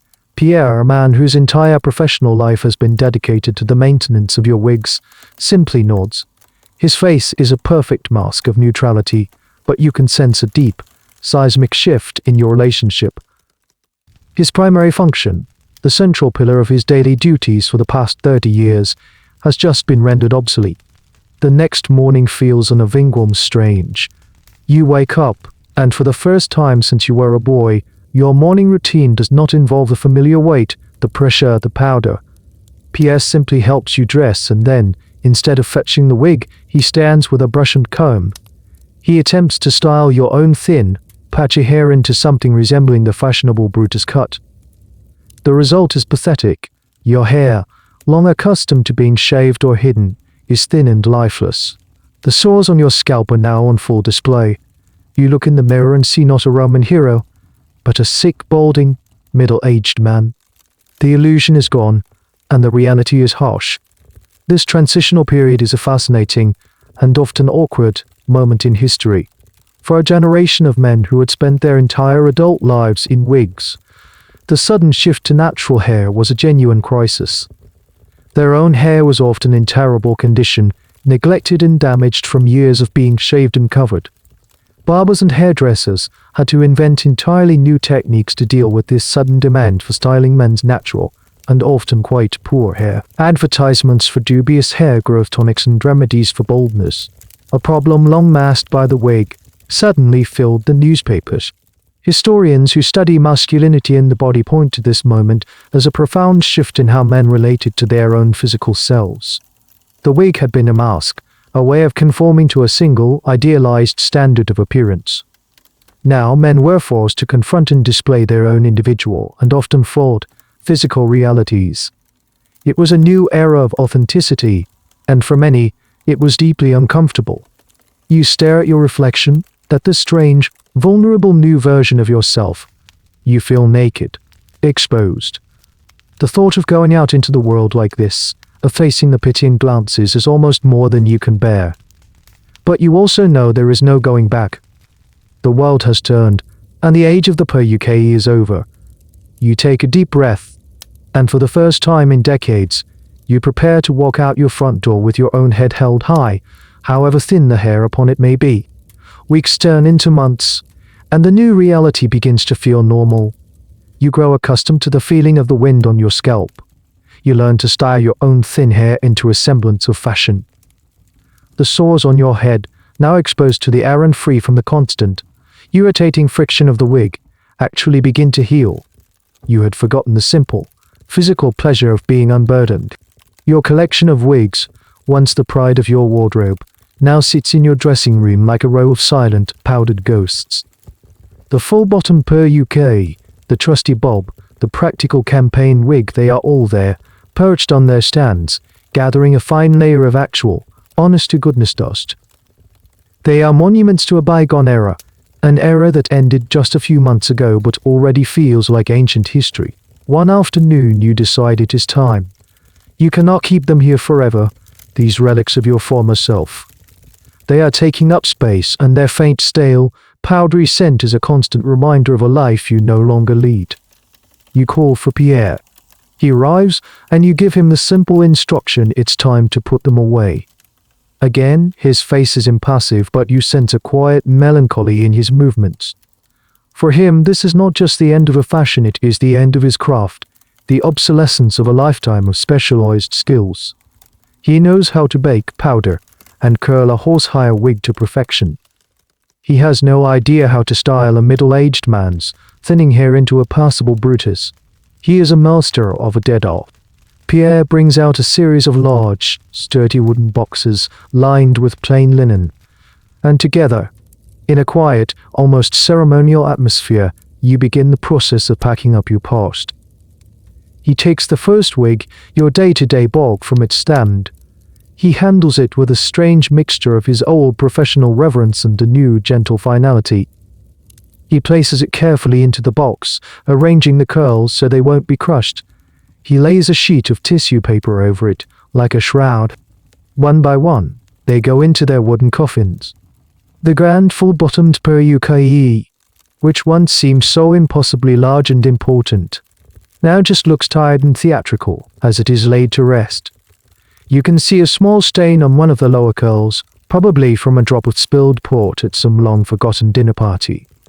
Each wig seems to hold the ghost of 1,000 memories of balls and banquets, of debates in Parliament, of carriage rides and quiet moments of itchy desperation. This is a scene that must have played out in thousands of aristocratic homes across Europe at the turn of the 19th century. A great, collective packing away of a piece of identity. Historians and museum curators can only dream of finding such a box, perfectly preserved, in the attic of some forgotten country house. It would be a time capsule, a treasure trove of social history. They would analyze the powder, identify the hair, study the construction, and try to piece together the life of the man who wore them. The debate about what, precisely, these men felt during this process is ongoing. Was it a moment of liberating farewell, a casting off of a heavy, uncomfortable burden? Or was it a moment of sad resignation, an acknowledgement that their world, with its rigid certainties and elaborate codes of conduct, was vanishing forever? For you it feels like both. There is a profound sense of relief, but it is tinged with a strange, unexpected nostalgia. The sheer absurdity of it all. But it was your absurdity. It was the uniform of your world. Finally, the last box is closed. The latches are clicked shut. Pierre looks at you, awaiting his final instruction. Take them to the attic, you say, your voice quiet. Store them away. He nods, and with the help of a footman, he carries the boxes out of the room. Your dressing room suddenly looks larger, emptier. The stands, now bare, look like strange, abstract sculptures. The air is clear of that familiar, chalky scent. An era of your life, an entire chapter of history, has just been boxed up and carried up the stairs. Life goes on. The world rushes forward into the new century, a century of steam engines, factories, and tumultuous change. The powdered wig becomes a distant memory, a joke you might tell your grandchildren about. Something so utterly alien to their world that they can barely believe it was ever real. You see your old wigs in satirical cartoons, in history books, and worn by actors on the stage, a shorthand for a foppish, out-of-touch aristocracy. And you, who live that life, feel a strained, dislocated sense of looking at a caricature of yourself. You are an old man now. Your own hair is white, thinner than ever, but it is yours. You sit by the fire in your club, the same club where you once felt the sting of social obsolescence. Now, you are the venerable elder, a living link to a vanished age. Young men, with their sideburns and their modern, sober suits, sometimes ask you what it was really like to wear those things. They'll say, with a mixture of awe and disbelief, was it truly as uncomfortable as they say? You just smile. How can you explain it? How can you convey the entire world that existed in that simple, absurd object? The weight, the heat, the incessant itching, yes, but also the sense of transformation, the feeling of putting on a kind of armor, the silent language of the curls, the sublime relief of taking it off at the end of the day. It was not just a wig, it was a worldview, a complete system of etiquette and identity, all balanced precariously on your head. Sometimes, late at night, when the house is quiet, you feel it. A ghost, a faint phantom itch just behind your right ear, in the exact spot that always used to trouble you the most. You'll instinctively raise a hand to scratch it, your fingers closing around empty air. For a fraction of a second, your muscle memory expects to find the stiff foundation of the pro-UKE, the coarse texture of the powdered horsehair, and for that fleeting moment, you are a young man again, standing in your dressing room, preparing to face the world in your hairy helmet. This is the final, subtle legacy of the wig, the faint, neurological echo it leaves behind. Historians who write about the embodied experience of the past love to speculate on these sensory ghosts. Did women who wore tight corsets for years still feel a phantom pressure around their ribs long after they stopped wearing them? Did soldiers who lost a limb still feel the presence of a ghost arm or leg? Your phantom itch is a small, personal example of this phenomenon, even when the world forgets. The great historical debate over the wig has, in the end, settled into a general consensus. It was a fashion born of disease, popularized by royal vanity, and sustained for over a century by a rigid social structure.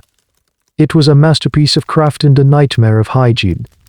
It was a symbol of immense power that became, almost overnight, a symbol of ridiculous, out-of-touch folly. It was, in short, one of the strangest and most fascinating chapters in the long, often bizarre, history of what people will endure for the sake of appearances. You look into the fire, the flames dancing and casting a warm glow on your face. You think of that world of candlelight, of the constant, low-level fear of setting your own head ablaze. It seems like a dream now, a strange and elaborate fiction. You are comfortable. You are clean. You are unpowdered. And yet, every now and then, you miss the sheer, magnificent, itchy absurdity of it all. The world is a much more sensible place now. But you can't help but feel it is also just a little bit less interesting. And so, the story of this strange and ditchy chapter of history comes to a soft and quiet close. The last powdered curl has been put away, the final phantom itch has faded into the warmth of memory. The world of the pre-UKE, with all its grand absurdity, now belongs to the quiet, dusty attic of the past.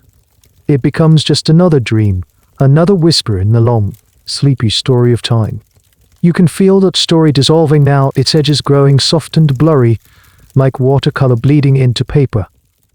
The details begin to drift away, the feel of the velvet, the glint of the candlelight, the low murmur of the ballroom, they all become weightless, floating gently away on a slow and easy current. And you can just float with them. There is nothing to hold on to, nothing to remember. There is only this feeling of gentle, easy release, as your own thoughts begin to soften and fade into the quiet, comfortable darkness that is waiting for you. The room you are in now is your own. The silence is your own. The slow, steady rhythm of your breathing is the only sound that matters, the gentle, peaceful anchor in the deep and tranquil sea of the night. You have journeyed far tonight, into a world so different from your own, and now you have returned, ready for a deep and well-deserved rest. The curtain falls on this peaceful scene. For those still in the audience, the next play is ready to begin whenever you are. Good night.